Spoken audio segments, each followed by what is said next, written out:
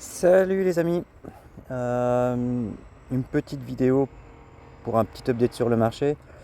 Alors bon, le Bitcoin a pris quand même pas mal de pourcents ces 2 derniers jours. Donc voilà, il faut lui laisser le temps d'aller palier par palier. Donc quand on a une hausse comme ça sur 2 jours, ça a tendance un petit peu à consolider ou faire voilà, faire un peu de surplace. Le temps de préparer un prochain mouvement. Alors plutôt haussier, je pense. Voilà, voilà, il a déjà corrigé un petit peu entre hier et aujourd'hui.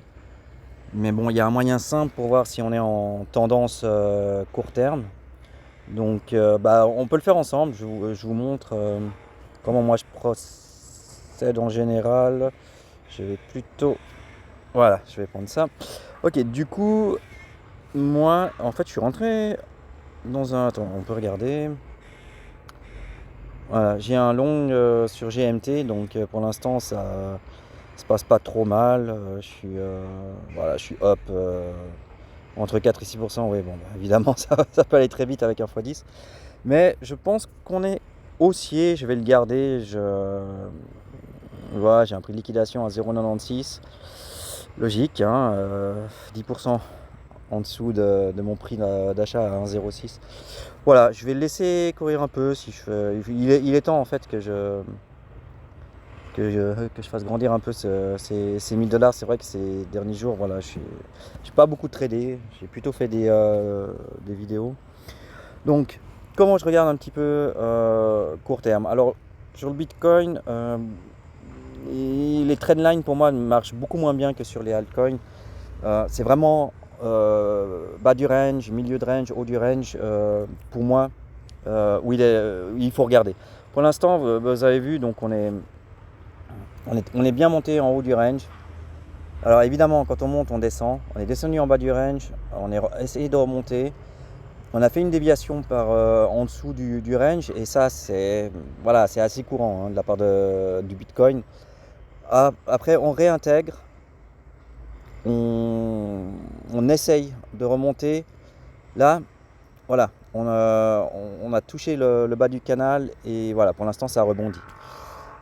Maintenant, si on va regarder, on peut faire GMT. Pourquoi est-ce que je l'ai aussi pris? Donc il y a beaucoup de halt. Je suis sur combien là? Ouais, je reste sur 15 minutes. Euh, Trendline ici, voilà. Donc on prend les trendlines, on prend le plus bas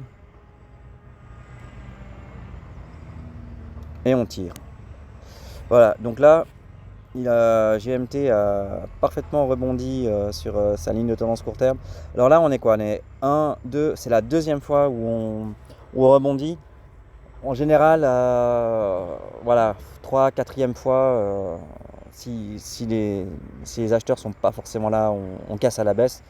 Mais en général, on peut compter sur, voilà, en tout cas 3 touchettes. Donc 1, 2, 3, peut-être encore une. Donc si ça se trouve, je sais pas, je vais voir. Je vais pas garder forcément beaucoup. Je vais me contenter sur du x10, ouais, sur du 20 ou 30% et revendre. Donc ça, sur le GMT, ça a bien marché. Alors, le Atom est trop fort. Atom est un peu trop fort pour une... Mais ça, c'est un petit pic aussi du Atom. C'est difficile d'avoir des trendlines. Ouais, bah voilà. Donc du coup, il y a une possibilité qu'on revienne dessus. BNB, on peut le faire aussi. On peut voir, pour vous montrer que c'est un peu une tendance générale. Ouais, c'est un peu plus compliqué là. Là, il y a les mèches. Ok, donc vous pouvez faire, hein, ça c'est quelque chose que vous pouvez faire vous-même. L'Ether, on regarde la trendline. On part d'ici. Sur l'Ether, après il faut savoir, hein, moi sur l'Ether, je sais qu'il faut pas prendre les mèches en général. Certains altcoins, oui, enfin voilà, ça c'est avec l'expérience. Et ça, on le sait que voilà, après des mois et des mois de training. Sol, on peut faire le même. Donc vous voyez, c'est assez général, hein. C'est assez général. Donc voilà, on risque, grand risque en fait qu'on redescende un petit peu. Bon, quand on a une ligne de support, celle qui est en orange ici, on peut ne pas aller en dessous et aller voir la ligne jaune, hein. La ligne de support peut faire office de support plus important qu'une trendline court terme. Matic, on peut voir aussi. Matic, je pense que la trendline, elle va pas être. Matic, c'est très compliqué la trendline en général aussi. Ouais.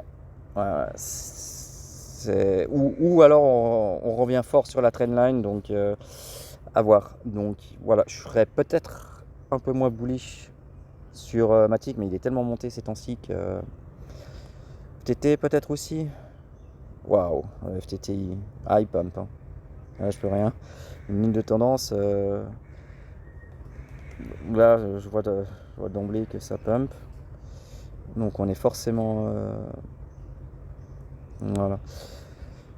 Donc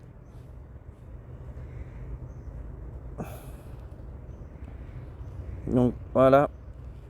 Pour moi, c'est un mouvement de marché qui est complètement normal si on regarde un petit peu plus. Je vais mettre d'ailleurs une time frame sur 1 heure.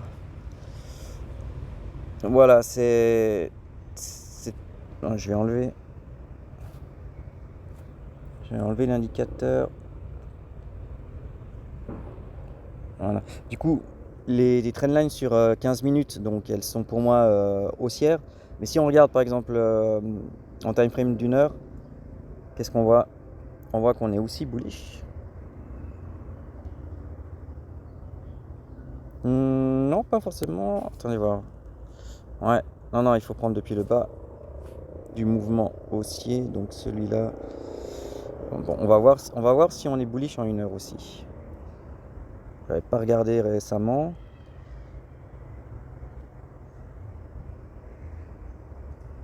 Non, on a cassé, on est revenu.